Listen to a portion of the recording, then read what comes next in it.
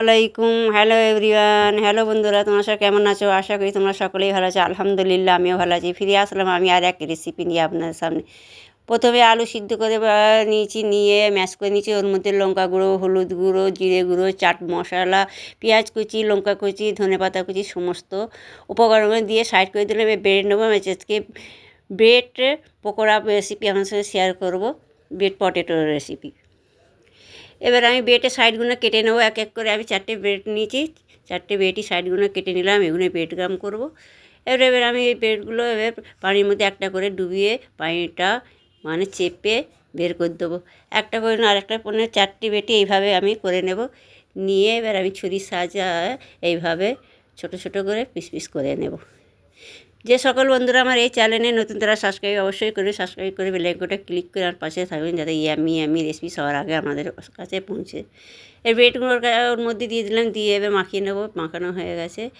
এবার আমি টিক্কা মানে আপনাদের মধ্যে শেপ দেবেন। আমি এইভাবে গোল গোল করে শেপ দিচ্ছি। দেখুন বন্ধুরা, এইভাবে শেপ দিয়ে দেবো। আপনারা যদি ইয়ামি রেসিপি দেখতে চান আমার চ্যানেলে, প্রথমে চ্যানেলটাকে সাবস্ক্রাইব করবেন, বেল আইকনটা ক্লিক করে পাশে থাকবেন। যারা নতুন তারা সাবস্ক্রাইব অবশ্যই করবেন, যারা সাবস্ক্রাইব করেননি এখনও তারা সাবস্ক্রাইব করে আমার পাশে থাকবেন। একটা করে দেখিয়ে দিলাম।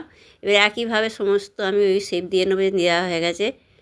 এবার এইগুলো আমি একটা বাটি নিলাম, ওর মধ্যে দু চামচ আমি ময়দা দিয়ে একটা ঘোল তৈরি করে নেব।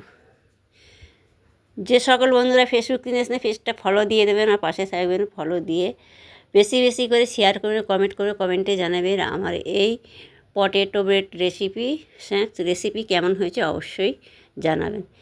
এবার আমি এতে ডুবিয়ে নিল ময়দাতে ডুবিয়ে নিলাম, নিয়ে ব্রেডগ্রামে কোট করে নেব। এক এক করে এইভাবে সব করে নিতে হবে।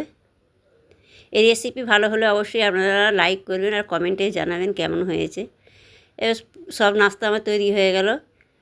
এবার আপনারা ভেজে দেখাবো। দেখুন বন্ধুরা, এবার ভেজে দেখাবো আপনাদের। এবার আমি গ্যাস জ্বালিয়ে তেল গরম করতে বসিয়ে দিয়েছিলাম। এক এক করে নাস্তাগুলো আমি দিয়ে দেবো এইভাবে, দিয়ে উল্টে পাল্টে গোন্ডেল করে আমি ভেজে নেব। এইভাবে গোন্ডেল করে আমি ভেজে নেব। দেখুন বন্ধুরা, লাল লাল করে আমি ভেজে নেব। ভাজা হয়ে গেছে, উঠিয়ে নেব। কতটা সুন্দর কালার এসছে দেখুন বন্ধুরা। এবার উঠিয়ে নিলাম। এর বাকি নাস্তাগুলো আবার একইভাবে আমি দিয়ে দেবো এক এক করে। এবার বাকি নাস্তাগুলো দিয়ে দেবো, দিয়ে আমি উল্টে পাল্টে ভেজে নেব।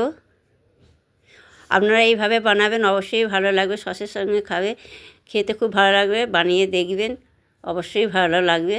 এবার এইগুলো ভাজা হয়ে গেছে, আবার উঠিয়ে নেব। উঠিয়ে নিলে এবার আপনাদের পরিবেশন করে দেখাচ্ছি। দেখুন বন্ধুটা কতটা ইয়াম্মি হয়েছে, খেতেও তো অসাধারণ হয়েছিল। আপনারা একবার হলে ট্রাই করে আমাকে কমেন্টে জানাবে কেমন হয়েছে। টমেটো সস দিয়ে খাবেন, ভালো লাগবে। বাচ্চাদেরও বানিয়ে দেবেন ঝাল কম দিয়ে। আপনারা ভালো থাকবেন, সুস্থ থাকবেন। আল্লাহ হাফেজ।